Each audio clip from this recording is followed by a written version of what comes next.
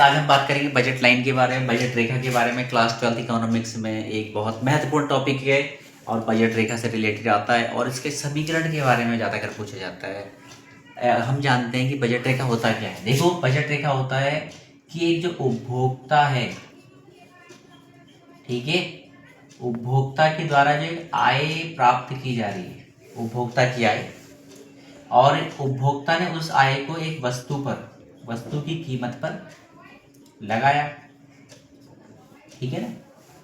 उपभोक्ता की जो एक आय है और वस्तु की जो कीमत है, उसके द्वारा जो एक लाइन, जो एक रेखा तैयार हुई, ठीक है, इन दोनों के द्वारा जो एक रेखा तैयार हुई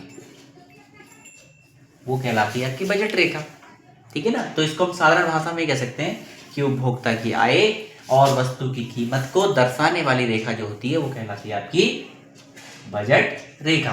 अब देखो, बजट रेखा का समीकरण होता है, ये देखो डायग्राम देख पा रहे होंगे आप, ठीक है। इसमें वस्तु x यहाँ है, वस्तु y है, और ये डायग्राम y ऊपर रहता है, x समांतर रहता है, 0 हो गया, ठीक है।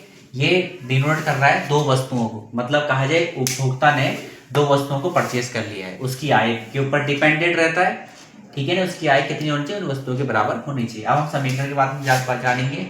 तो इसका समीकरण होता है P1x1 plus P2 x2 equal m। देखो, P1 x1 plus P2 x2 equal m, इसका मतलब देखो जानेंगे हम।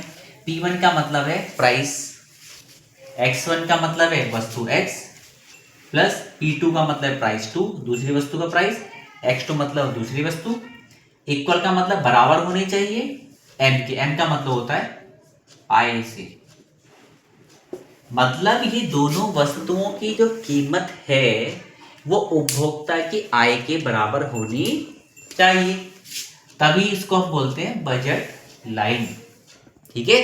समझ में आ गया होगा।